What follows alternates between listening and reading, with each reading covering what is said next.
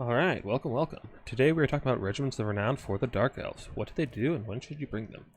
This video will be mostly geared toward domination, that's where most of my knowledge comes from, but I'll try to make this information still applicable to land battles if that's your thing. So, get right into it. First with the Hellebroni, the RR Dread Spears. The big thing they get over the regular Dread Spears is poison as well as some increased melee stats. They're a really nice upgrade for your unit if you want to get a nice spear unit to just hold a side point or something, and you don't want to splurge for Blackguard. Really solid, really tanky spear unit that can just hold its own with poison. It actually augments their tankiness quite a bit and keeps them alive a lot longer. So, very solid. If you need a little more oomph out of your spears, without going all the way to going to Blackguard, it's a nice middle ground. Next, with the Sisters of Singing Doom. These are the cheapest pterosaurs you have on the roster. If you need terror that can't get shot very easily by missiles, or specifically powder units or cannons, this is the way to go. Usually if you want terror, you want a Manticore, or, usually you'll have a Dragon Lord, but you need infantry terror, excellent choice. They're also a very good melee unit on their own. They have very high DPS, anti-infantry, as well as the Madness of Cain. So they're still a very solid infantry unit, but they also has terror, and that can be very useful, especially against low leadership factions, such as Skaven or Greenskins.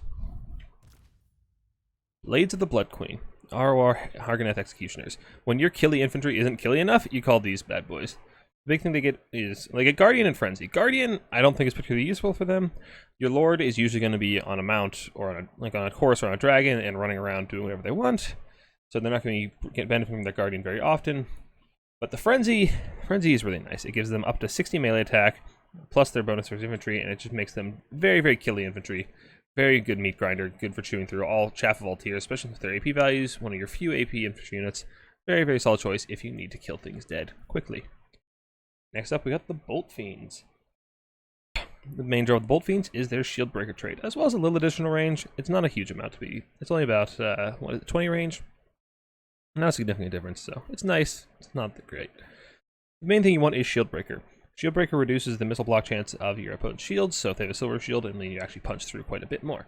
They are best used in conjunction with other Dark Shards. You can focus fire that one unit you're debuffing, and really punch through and kill them quickly. Best used against elite silver shielded infantry units such as Chaos Warriors or the Sternsmen or something like that. Really good when you need to chew through silver shielded infantry because you don't have a lot of AP infantry yourself without upgrading all the way to these bad boys. Next, we got the Raven's Heralds, the ROR Dark Repeater crossbow. And they play very differently than the regular Dark Repeater. As you can tell, they're flying, and they have far fewer models, so their damage output is quite low. They have really good missile strength, but they have very low model count, so as for a missile unit, they don't do a ton of damage. So their best purpose is for sniping squishy characters. Chasing down a caster or a Festus-like type character, they're very good for that. But you need to be very careful with them because they are incredibly squishy. You need to have some kind of air superiority to actually get them safely, and still have to keep them away from enemy missiles. So they're very niche, but they're good at that one specific job of focusing down very squishy characters. Next, we have the Rousers of Rakkarth. What they bring to the table is poison, as well as this barbed net ability. Anything that gets close to them, it lowers the missile resistance and their speed. So, there's not a whole lot of application for these guys. Usually your regular Scourge Runners do the job just fine. The one thing these guys have going for them is obviously like I said, the speed nerf, and then poison, which also reduces speed. So normally, they have 84 speed. There's not a lot that can catch them in the first place. But if you're going up against a Slaanesh faction, a Slaanesh matchup, or a Warriors of Chaos that have those 100 speed cav that can actually catch you, having those slows will mean that these guys, and by extension any other Scourge Runners you have running with them, can keep away from those Hellstriders or Seekers and stay alive substantially longer. So if you're looking for a Scourge Runner that's a little more slippery and will augment the slipperiness of all your other Scourge Runners, excellent choice. Though a little niche, because there's not that many things that are faster than them. Next up, we got Slaanesh's Harvesters, the ROR Doomfire Warlocks. So, the big thing with these guys is they have a different spell kit than the normal ones. The normal ones have Lesser Doombolt and Soul Blight, I believe. These guys upgrade to Soul Stealer, one of the best spells that Dark Elves have access to, AoE damage, and it heals the unit that casts it, and it's very good for punching blobs, as well as Word of Pain, which minus 30 accuracy, minus 40 melee attack, excellent for just turning off the DPS of an enemy unit. Really nice to interfere with Lord duels or with cav engagements. Really nice for just shutting off your opponent's damage up for a little while. These guys, I feel, are a little overpriced for what they do. Compared to the normal Doomfire Warlocks, they're kind of a mediocre cav unit. They're really paying for these spells. And with Soul Stealer, chances are you're going to have it on your Lord anyway. Usually you take Malekith these days. So you're going to have Soul Stealer anyway, and you kind of just get enough anyway. With Domination, the extended game length mode, and the extra WOM you get, you kind of just have enough Soul Stealers anyway, so I don't feel like you need this that much. And then Word of Pain is alright, but you pay quite a lot for it, so I just don't think it does enough for the price you have to pay for it. Next we got the Knights of the Ebon Claw. So the Knights of the Ebon Claw, they have one thing different than the... Well, two things different than the regular one. They have level 9 stats, which all RORs do. Then they have Murderous Mastery over Murderous Prowess, which has two differences. A, it causes fear, which they already cause fear, so it's literally nothing. And it lasts an extra 30 seconds. It's a pretty steep price to pay for an extra 30 seconds of Murderous Mastery, in my opinion. There's not a lot of situations where you want Dread Knights in the first place. And when I do want Dread Knights, I'm not paying an extra 200-300 gold just for an extra 30 seconds of Murderous Mastery that procs whenever it feels like, not in a time I can control. So I don't think I ever take these guys over the basic Dread Knights.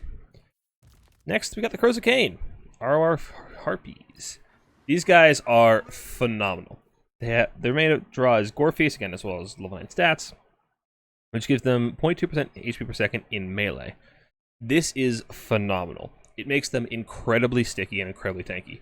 Normal Harpies get shredded by most other things that can fly. Furies, anything. Furies, anything. Any light cav. These guys will take it to them. These guys will kill Chaos Furies pretty decisively. They'll kill Chaos Furies with about 50% of HP left, which gives you so much more play in Chaos matchups. As well as they're really good at shutting down missile units because they're so sticky and hard to kill. They can fight light cav, they can fight dogs. I take these guys in every matchup. They are a phenomenal reinforcement unit.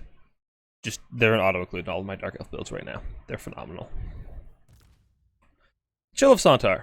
So, the real draw to this guy is he applies Frostbite, as well as his breath attack is cold instead of hot. He's in the same boat of you don't really want War Hydras in the first place.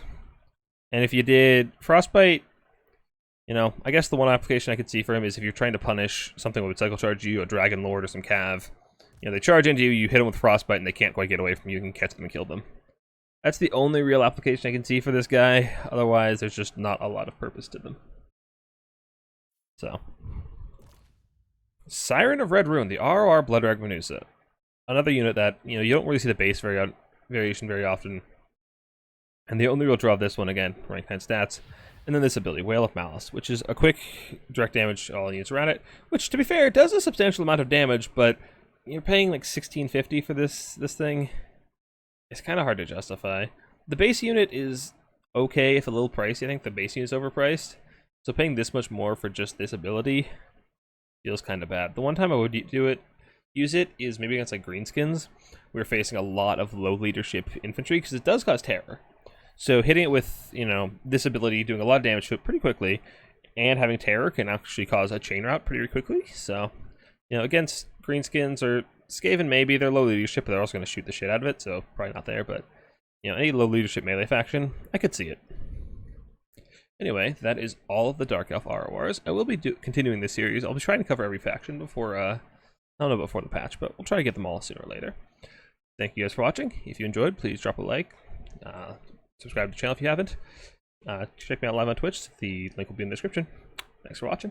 See ya.